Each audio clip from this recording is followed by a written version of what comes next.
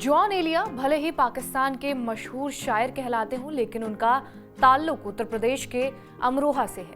अमरोहा में ही उनका परिवार रहता था, जो बंटवारे के बाद पाकिस्तान चला गया था। लेकिन अमरोहा से जॉन एलिया का ताल्लुक अभी भी है, वहां अभी भी उनका घर है। जॉन एलिया की कहानी क्या है, अमरोहा से उनका कनेक्शन कैसा है, हमारे संवाददाता ने जॉन एलिया के करीबियों से अमरोहा में बातचीत की है, जहां हमें कमाल के किस्से सुनने को मिलते हैं। आइए आपको भी ये किस्से सुनाते हैं। मेरे साथ इस वक्त जॉन एलिया साहब के जो भतीजे हैं वो मौजूद हैं। उनसे बात करते हैं आखिरकार जॉन एलिया साहब किस तरीके के व्यक्ति थे, कैसा उनका व्यवहार था और किन शायरी से वो प्रसिद्ध हुए। क्या नाम है सर आपका? मैं प्रोफेसर नासिर नकवी। मेरे वो सगे चचा तो नहीं थे, लेकिन अगर शायरी के एतबार से देखें तो वो मेरे बाप थे।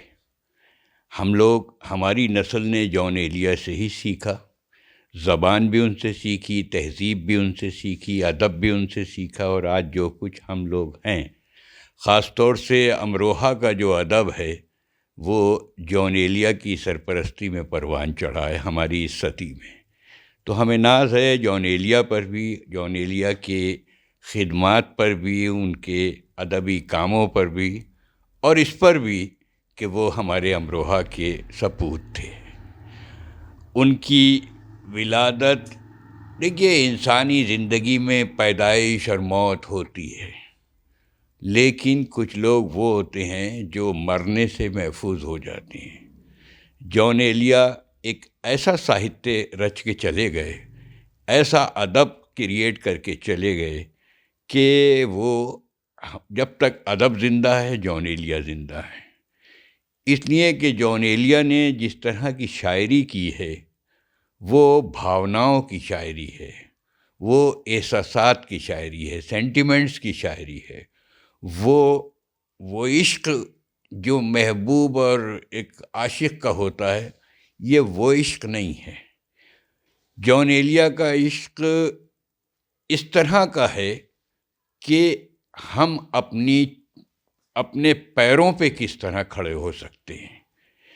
आप जॉन एलिया के जितने भी शायरी के संग्रह हैं उन्हें मैं कहा करता हूँ कि उर्दू के जो अक्षरमाला है उसकी रोशनी में देखें तो गोया, शायद, लेकिन, या उनका एक मजमूआ गोया है, लेकिन है, शायद है, और अब ताज़ा तरीन मजमूआ उनका आया क्यों।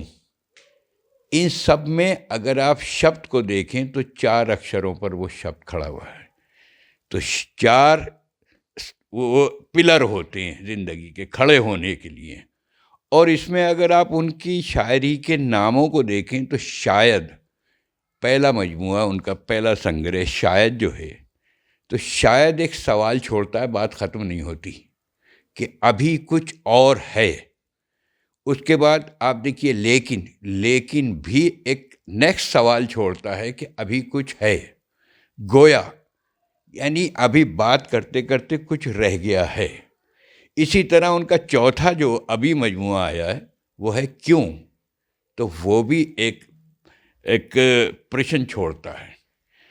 तो उनकी शायरी आज के जवानों की जो सेंटिमेंट्स हैं उससे जुड़ी हुई है, और ये शायरी वो है कि जिसे हम उर्दू की शायरी नहीं कहते, ये हिंदुस्तानी शायरी है।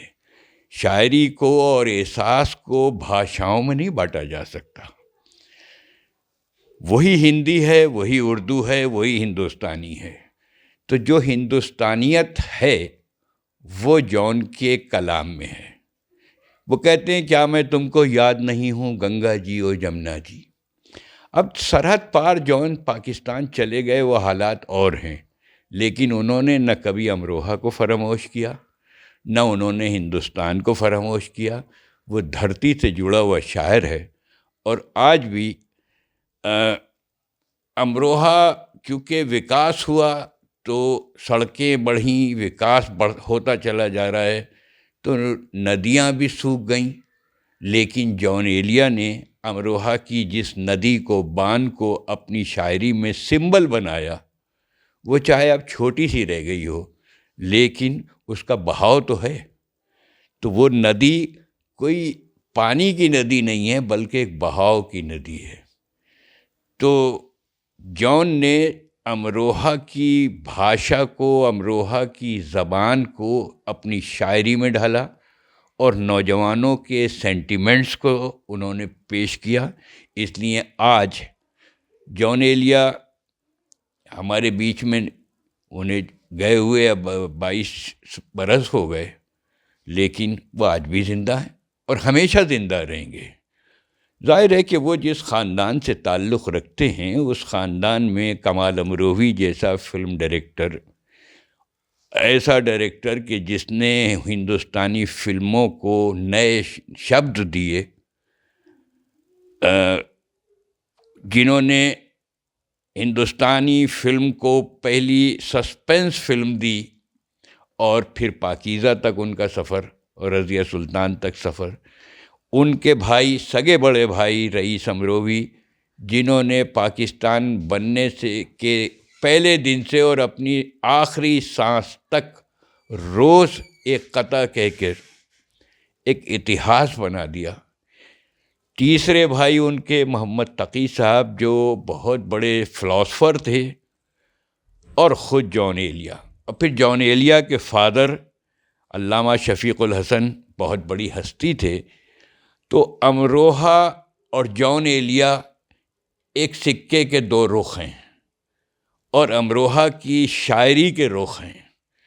تو میں آپ کے چینل کے ذریعے جان ایلیا کو شردھانجلی پیش کرتا ہوں. شردھانجلی اس لیے کہ ان کا شریر اب ہمارے سامنے نہیں ہے، لیکن ان کی روح بھی امروہہ میں ہے، ان کی شاعری اس وقت دماغوں میں ہے اور وہ ہمیشہ جاری رہے گی. کیونکہ جان ایلیا نے جس طرح کی شاعری کی ہے، وہ کہتے ہیں کہ ہم رہے پر نہیں رہے آباد، یاد کے گھر نہیں رہے آباد، کتنی آنکھیں ہوئیں ہلاک نظر، کتنے منظر نہیں رہے آباد، شہر دل میں ان میں اکثر نہیں رہے آباد. تو جان ایلیا نے جس طرح کی شاعری کی ہے، خاموشی کہہ رہی ہے کان میں کیا، آ رہا ہے میرے گمان میں کیا. اور اس میں کہتے ہیں امروہہ کی زبان دیکھیں کہ اب مجھے کوئی ٹوکتا بھی نہیں، یہی ہوتا ہے خاندان میں کیا. تو یہ زبان، یوں جو تکتا ہے آسمان کو تو، کوئی رہتا ہے آسمان میں کیا. یہ وہ بھاشا ہے، یہ وہ زبان ہے کہ جسے ہم کسی ایک بھاشا کے ساہتیہ تک سیمت نہیں کر سکتے. تو وہ انلیمیٹڈ شاعر ہے، وہ ایک ہمارے عہد کا بہت بڑا شاعر ہے.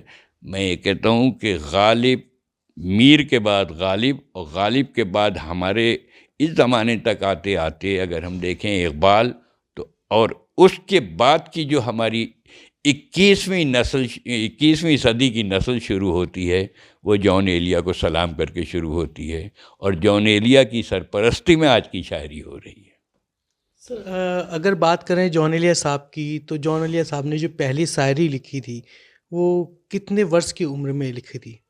دیکھیے، جان ایلیا نے یہ کہا ہے کہ مجھے خود نہیں پتہ، میں نے اپنی ماں کی گوشت سے ہی شاعری سیکھی. مجھے جو لوریاں دی جاتی تھیں وہ شاعری ہی تھی. تو ان کا کچھ اس طرح کا شعر ہے کہ پیار میں ان کے تماچے کھائے ہیں، دیکھ لو سرخی میرے رخسار کی. یہ ان کا پہلا شعر ہے. تو خوبصورت وہ ہمیشہ رہے اور پیدائشی شاعر تھے. ہم یہ، کیونکہ ریسرچ کے موضوع ٹاپکس ہوتے ہیں کہ کب شاعری کی اور کیسی شاعری کی. جان تو پیدا ہی شاعر، یا ان کی ماں کی گود جو تھی وہ بھی شاعری تھی. تو جان دو گودوں میں پلے ہیں، یا ماں کی گود میں یا شاعری کی گود میں.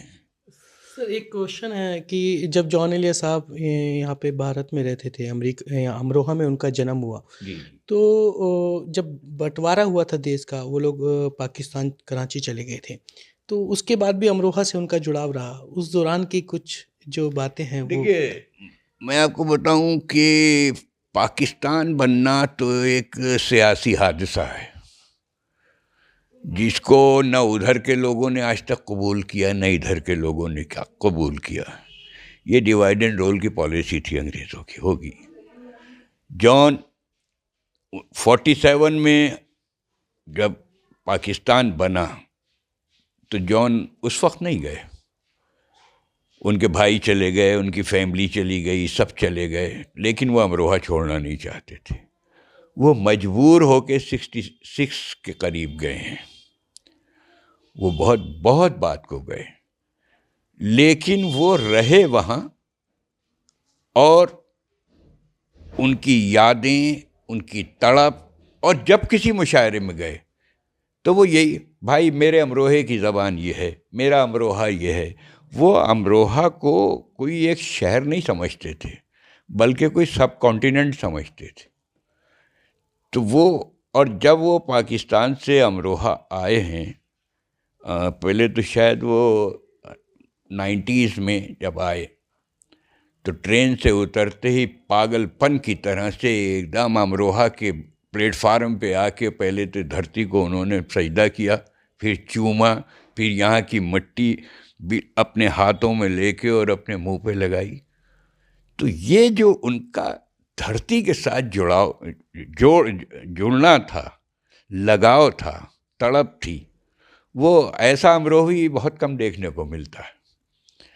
انہوں نے جو امروہہ کو اپنے اندر بسایا تھا, اور وہ چلے گئے وہ پاکستان, ہمیں اس سے کوئی لینا دینا نہیں. لیکن آج بھی صرف امروہہ ہی نہیں بلکہ ہندوستان کا ہر نوجوان, ہر ساہتیہ پریمی, ہر کلچر کا پریمی, ہر سنسکرتی سے جڑا ہوا ہر انسان, وہ رشتہ دار ہو یا نہ ہو, کسی بھی ایج کا ہو, جان ایلیا کو یاد کرتا ہے, جان ایلیا کو یاد کرتا رہے گا, کیونکہ جان ایلیا ہماری صدی کا بہت بڑا شاعر ہے. تو دیکھا آپ نے سنا پروفیسر صاحب کو جو رشتے میں جان ایلیا صاحب کے بھتیجے لگتے ہیں, انہوں نے جان ایلیا صاحب کی پوری کہانی بتائی. بھلے ہی جان ایلیا صاحب پاکستان چلے گئے تھے, لیکن وہ آج بھی امروہہ کی جو اپنی جنم بھومی ہے اس کو نہیں بھولے تھے. وپن ورما, ٹی وی 9 بھارت ورس, امروہہ. جان ایلیا کی یادیں آج بھی سوشل میڈیا پر زندہ ہے. آج کی یووا پیڑھی ان کو چاہتی ہے, ان کے شعر کو پڑھتی ہے اور سمجھتی ہے. یہی کارن ہے کہ 14 دسمبر یعنی جان ایلیا کے جنم دن پر اکثر انہیں یاد کیا جاتا ہے. فی الحال اس ویڈیو میں اتنا ہی, پھر ملیں گے نئے ویڈیو کے ساتھ. شکریہ.